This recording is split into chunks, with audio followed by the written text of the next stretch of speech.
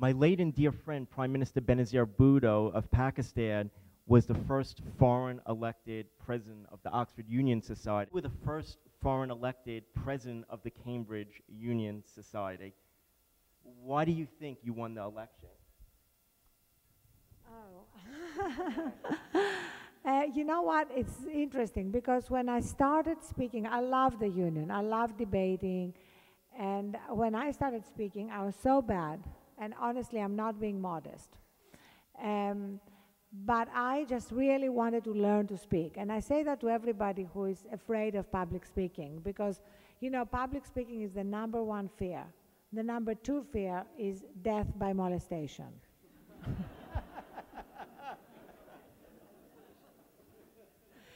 So I stayed in the Union Chamber, and you're at Oxford, right? So, you know, there are these very beautiful chambers. I think ours is better than yours. We have to agree to disagree there. And I would stay until they would call on me, which was normally right at the end because I was so bad. And I would practice, and at first I would read every word, and I would learn, and I basically taught myself to speak. And then something kind of miraculous happened, which is often in life. You know, things happen that you didn't plan. I never would have thought of running for anything at the union. But one weekend while I was in London, a friend of mine put me down to run for the standing committee, which is the beginning, sort of the lower rank of the ladder. And by the time I got back, it was too late to withdraw my name. They had printed the ballots. And to everybody's surprise, I was elected to the top of the standing committee. So that's how my union career started, completely by accident, which is how a lot of things happened in my life. Talking about the future, what do you envision as the next generation of new media?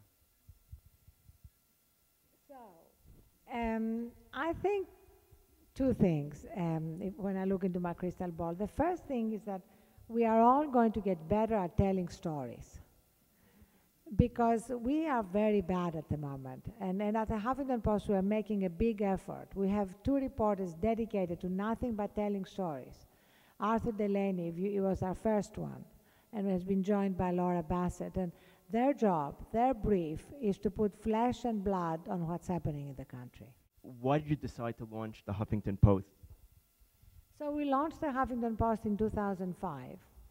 And it was really because I wanted to create a place where people who were not necessarily online and people who were online but they didn't have a big platform could come and share their views. And also, that was #1.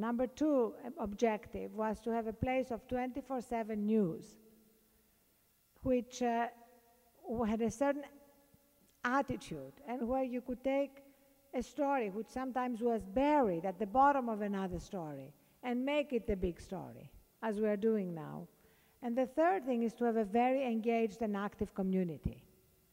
The Huffington Post now has 3.5 million comments a month. Before the Huffington Post, you started a very, very popular website that was very popular on the right for conservatives called resignation.com in respect to President Clinton when he got into some of his troubles. How do you respond to some of the critics out there when they attack your credibility, saying that you were a conservative activist for almost 2 decades before the Huffington Post, before the present positions? Well, I actually was a Republican until 1996. My period of being active coincided with my husband's election campaign. So it was really 92 when he ran for Congress until 96 when I left the Republican Party. So it was about 4 years. I was always a social moderate, like in terms of issues like choice, gay rights, gun control. So my reason for being a conservative was my understanding of the role of government. I really felt that we needed to solve social problems by contributing ourselves through our own participation and not just delegate it to government.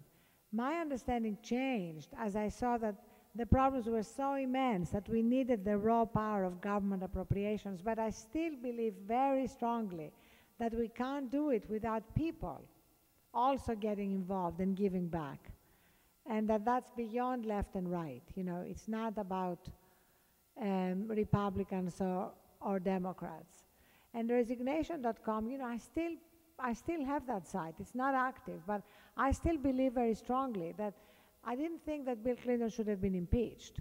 Absolutely not. But I thought he should have resigned so that we avoided 2 years that were so grueling for the country, and where we're all distracted from major problems in order to deal with this issue. And I still think that a lot of people should be resigning. You know, I think it's, you know, I think resignation is a very powerful and underused weapon. I think, for example, let me give you an example. I write in the book about how Afghanistan, being in Afghanistan, is really a disaster. It's a disaster on every level, including financial. We are spending $2 billion a week. $2 billion a week. I was on Morning Joe the other day, and Joe Scarborough said, bring that money home. He said, let's bring that money home and actually get people to use that money to rebuild America, to rebuild our communities, to create jobs, etc. And if Joe Biden, who was against escalating, let's say he had resigned over it, can you imagine how the course of history in Afghanistan would have changed?